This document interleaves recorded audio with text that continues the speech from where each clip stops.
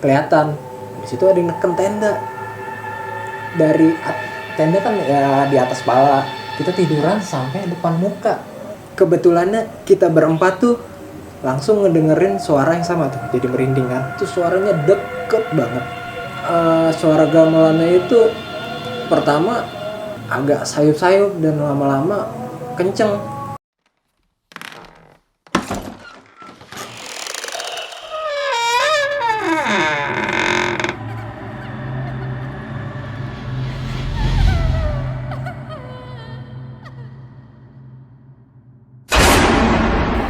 Assalamualaikum teman-teman, salam lestari buat kita semua. Baik lagi di ngobrol.com. Dan kita sekarang udah kedatangan narasumber di daerah Ciputat, Iwan ya? Iya, di daerah Ciputat. Dan sekarang ada Arwan nih yang ingin membagikan kisah misterinya. Ya nggak jauh-jauh dari pendakian lah. Mungkin sekarang bisa dikenalin duluan ke teman-teman. Hai semua, assalamualaikum warahmatullahi wabarakatuh. Nama saya Arwan. Udah lama gak ketemu kita. Udah lama banget Iwan ya? Iya. Nah Arwan ini kebetulan teman sangkatan gue di SMA Iwan. Iya. Teman sangkatan gue dan dia satu keluarga juga di Pecinta Alam Semesta Buana. Dan apa nih Wan? Kisi-kisi apa nih yang mau diceritain ke teman-teman di rumah tentang pendakian lo? Pendakian gue paling kisi-kisinya itu suara, lebih ke suara gamelan sih. Sama kondisi alam yang gak memungkinkan gitu. Dan itu mah biasa ya. Sama ada penampakan tangan. Itu di gunung? Di Gunung Merbabu. Merbabu. Nah, itu teman-teman. Sebelum lanjut ke cerita Arwan, buat kalian jika suka video ini bisa subscribe, like, komen, dan jangan lupa tongkrongin terus biar kalian tahu ceritanya si Arwan.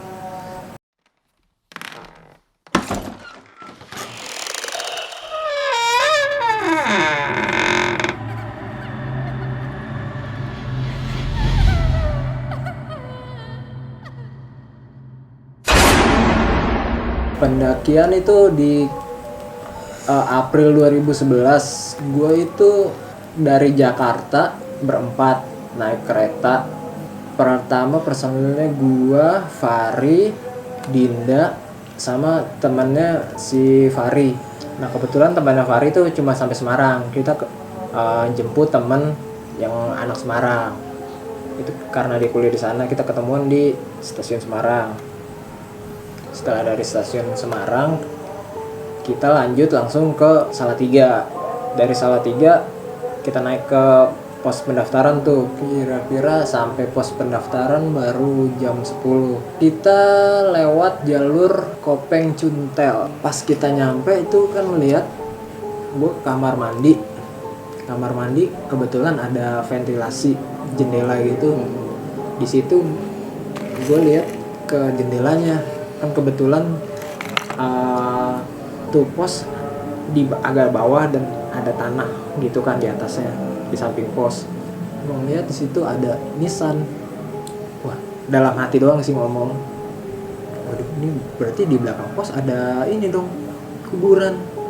Nah nggak lama si Dinda nyamperin, Wan kita ini yuk cari sayur-sayuran buat di atas. Nah setelah itu dia bisik, gue lagi dapet nih. Tuh mulai, aduh dapat lagi nih orang. Nah pas si Dinda bilang lagi dapat, Dinda inisiatif kita cari bangle. Nah bangle itu kayak sejenis jahe. Kalau kata orang-orang dulu mah buat nangkal setan nggak deketin ya, buat penampakan tangan nggak deketin.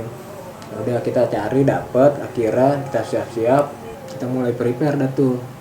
Prepare jam 1 baru mulai berangkat dari pos pendaftaran. Nah di pos pendaftaran itu kita tanya lagi nih ke yang jaga, Mas ini di atas banyak yang daki. Kata Mas yang jaga, waduh kebetulan Mas doang nih terakhir nih yang sekarang nih mau naik. Nih satu rombongan juga baru turun. Ya udah kita putusin, ya udahlah nggak apa-apa. Mulai ada tuh start dari pos pendaftaran jam 1. Kita nggak pakai istirahat, kita langsung lanjut ke pos 2. Nah di pos 2 paling ya sekedar istirahat 10 menit lah. Itu kira-kira sampai jam 3 kita lanjut lagi karena masih memungkinkan kan jam 3 lanjut ke pos 3. Sampai di pos 3 itu kira-kira jam 4. Nah di situ kita prepare lah karena udah mau gelap kan. Karena agak luas kita cari yang sedikit agak ke bawah, cuman agak berundak itu agar angin nggak masuk kan. Kita sampai pos 3 itu kan di situ ada batu gede. Si Tama itu pengen kencing di batu itu. Ya dari baca-baca sebelumnya kan katanya nggak boleh kan kencing di situ. Gue udah bilang, Tam jangan kencing di situ Tam. Kenapa? Udah jangan kencing di situ, bahaya. Kira dia ngerti nyari spot yang lain. Kalau nggak dia kencing di situ, nah makin nggak tahu gimana deh tuh ininya kejadiannya. Di pasar setan itu ya banyak cerita-cerita mistisnya. Kita sih dari sebelumnya udah cari-cari tentang itu karena kita emang menghormati adat istiadat setempat kan. Di pos 3 itu kita nge-camp, makan-makan sampai jam 9 tuh kita santai-santai. Setelah jam 9 kita berempat mutusin yaudah yuk kita tidur yuk, udah biar besok enak bangun pagi submit, baru masuk tenda dan narik sleeping bag. Kebetulannya kita berempat tuh langsung ngedengerin suara yang sama tuh, jadi merinding kan. Kita berempat dengerin suara yang sama, yaitu suara gamelan.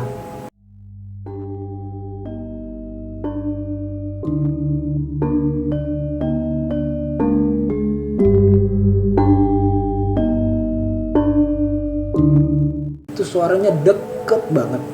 Dan di situ suara gamelannya itu pertama agak sayup-sayup dan lama-lama kenceng. Nah di situ tuh si Farin nanyain, lu denger nggak? Gue bilang, gue denger. Udah tapi diem aja. Nah nggak cuma gue doang di situ. Entah pun si Dinda denger, si Tama juga denger. Di situ sampai jam berapa ya? Jam 3 kayaknya deh. Kita nggak ada yang tidur tuh. Kita ngedengerin terus suara gamelannya. Nah di tengah-tengah itu karena gelap kita nggak tahu jam berapa ya.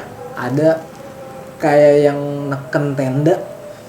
Karena di sekitar kan gelap, di tenda itu terang, otomatis kalau ada yang lewat pasti kan kelihatan. Di situ ada yang neken tenda.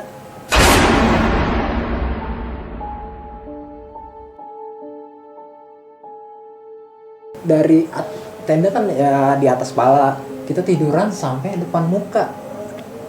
Nah di situ tuh kita mutusin yaudah dah kita tidur aja daripada ada yang ngeganggu terus. Pada akhirnya pun nggak bisa tidur ya, dengar suara gamelan, digangguin tangan sampai begitu.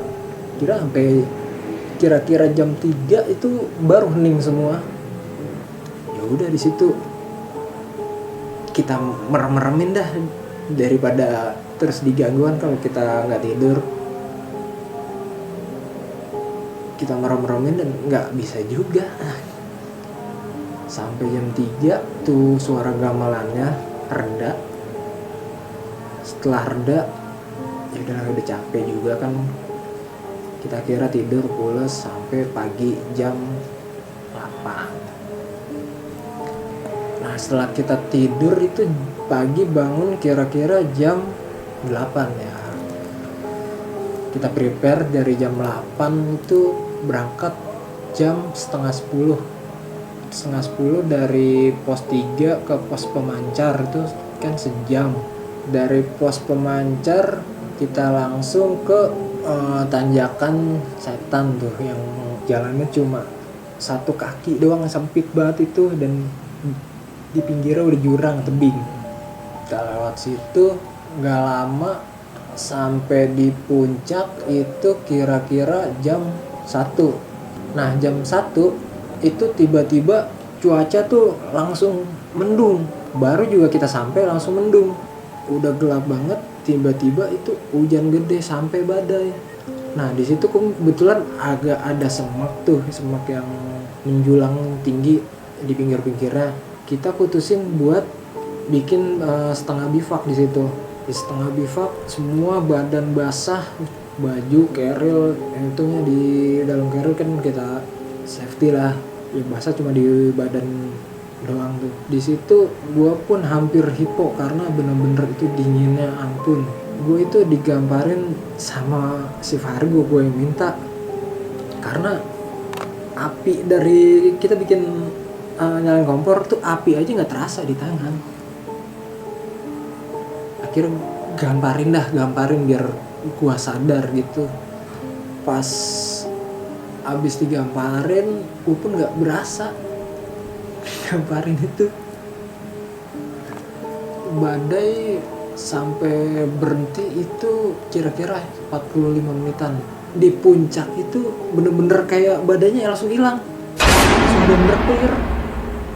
Nah setelah cuaca di puncak udah clear tuh enak, kita foto-foto dulu di situ. Kita lama sekitar sejam kita foto-foto, ya ngejemur baju juga kita sempet telanjang. Yang lakinya tuh Fahri, Tama pada buka baju semua ngejemur sambil ya foto-foto di situ. Kita habis itu turun. Nah Dinda ini sebetulnya dari awal dia di kereta dia nggak bilang dia udah dapet, dia bilangnya ke si Fahri doang. Nah di situ sebetulnya yang bikin tanda kutip buat digangguin kan kita. Itu kita turun dari puncak itu jam 3 jam 4 kita nyari shelter lagi. Kebetulan kita lihat di pemancar itu karena habis hujan kan kondisinya. Di situ banjir jadi nggak bisa bikin tenda di dalam situ. Kita lanjut turun balik ke pasar setan itu. Sampai di situ kira maghrib ya kita putusin bikin tenda. Anehnya pas kita turun itu nggak terjadi apa-apa yang kayak sebelumnya. Kan sebelumnya itu kita benar-benar diganggu parah di situ. Kita biasa aja di situ sampai besok pagi nggak ada terjadi apa-apa. Akhirnya kita balik turun lagi besok paginya jam 9 kita turun, kita langsung ngejos sampai pos pendaftaran. Itu kira-kira maghrib. Bukan maghrib, jam 7 karena kita benar-benar santai. Nah setelah sampai di pos pendaftaran itu kita tanyain yang suara soal gamelan itu ke pos penjaganya. Terus kata pos penjaganya, ya emang biasa mas di situ. Ya udah, gitu be cerita gue. Begitu teman-teman cerita dari Arwan. Nah kebetulan mungkin ada yang gue tanya nih Wan, dari beberapa cerita lo di pendakian ini. Kan pertama yang gue tanyain, Dinda kan memang dia baru tahu ketika di kereta. Iya. Untuk dapatnya, dan akhirnya dia jujur ke tim baru di base camp pendaftaran. Kalau dari si Dindanya ini ada nggak sih pengalaman yang dia alamin di sana selama dia dapat? Secara kan tadi walaupun bawa bangle, ataukah bangle itu berfungsi atau enggak, maksudnya kan tadi dibilang fungsi setan. Kalau misalkan memang berfungsi kan berarti kan memang bangle itu cukup membantu gitu kan. Nah itu kan mungkin kearifan lokal lah. Iya betul. Dan kalau misalkan nggak berfungsi, apa yang dialami Dinda itu sih? Ya sebetulnya percaya nggak percaya juga sih. Cuman yang Dinda alamin tuh dia bilangnya cuma kayak ada yang ngikutin aja. Gitu. Sepanjang perjalanan atau? Sepanjang perjalanan dia bilang kayak ada yang ngikutin berat di pundaknya. Dan yang gue tanya lagi, saat gamelan itu berbunyi, itu semuanya kan dengar? Semuanya dengar. Itu gamelan itu yang tadi sayup-sayup kencang itu bertahan sampai berapa jam itu, benar? Benar. Dari sayup-sayup sekitar 10 menit itu sayup-sayup. dan kencang terus sampai sekitaran jam 3 itu baru berhenti. Karena kalau kondisinya kalau mungkin dari perkampungan itu nggak mungkin karena kan Iya. udah tinggi ya, udah di pos 3 dan kan sebelumnya lu udah tahu nih pasar setan itu seperti apa. Iya. Kenapa sih masih memberanikan diri untuk ngeliat posisi itu? Untuk ngecamp yang paling enak karena di situ. Karena lapang sih ya. Iya. Karena lapang dan sikonnya lu udah kemalaman juga kan ya. Sore ya? Sore. Dan ingin istirahat di situ Iya, aja. kalau lanjut ya bisa lebih malam lagi. Lebih malam lagi. Boleh tanya nggak sosok tangan itu tangannya tangan manusia atau gimana Wan? Tangannya tuh agak lebar ya. Entah manusia atau bukan ya, nggak ada yang tahu kan. Di situ kayak kita tuh langsung nutup Sleeping bag karena udah di depan muka gitu. Iya. Secara frame tenda kan kalau ditekuk ini kan memang masih bisa lentur ke bawah ya. Betul. Dan terakhir waktu lu hipo itu selain lu gak bisa ngerasain apa-apa, apakah udah sampai fase dimana kalau biasa orang hipo kan teman-teman sekedar sharing ya, itu biasanya ada fase dimana dia udah bisa halusinasi dan kadang banyak pendaki itu menganggap itu kesurupan. Ya. Nah, lu mengalami itu nggak atau memang baru fase kedinginan aja? Baru fase kedinginan, cuman nggak bisa ngerasain apa-apa di situ. Mati rasa Wan atau gimana? Bener-bener mati rasa sampai yang kompor pun nggak berasa itu apinya. Itu padahal lu pegang udah dipegang. kompor nyala ya. Kompor nyala dipegang. Jadi itu yang dilakukan temen-temen lu si Fari, Dinda itu berusaha menolong lu dengan tadi gamparin lu ya. Bisa Wan, enak Wan. Antara enak dan gak enak. Enak. Iya. Tapi memang gamparan pertama tuh pasti nggak kerasa ya. Nggak kerasa. Sampai minta nambah. Berapa kali Wan itu sampai? Nggak kehitung dah. Banyak lah ya. Banyak di situ. Dan alhamdulillahnya lu tersadar ketika memang setelah si temen lu itu gamparin lu. Iya. Karena gini sih, kadang kayak gitu Bu emang gimana ya, bukan berniat jahat karena tujuannya untuk temannya menolong Arwan ini dengan melakukan gerakan itu. Iya. Terus tambahan pertanyaan nih Wan, waktu lu dengar gending gamelan itu, ada yang berdoa nggak sih? Kalau berdoa kencang sih nggak ada. Tapi pada berdoa dalam hati mungkin. Dalam hati mungkin. Dan akhirnya gending itu lama-lama menghilang, tapi lama ya itu. Lama. Sampai jam 3. Dari jam 10 sampai jam 3. Dan paling terakhir nih Wan, kira-kira ada saran apa sih buat teman-teman di rumah untuk pendakian kah, atau misalkan mempersiapkan pendakian kah, atau dengan jalur merbabu yang udah lu alamin itu gitu? Pesan pertama, jujur sama tim.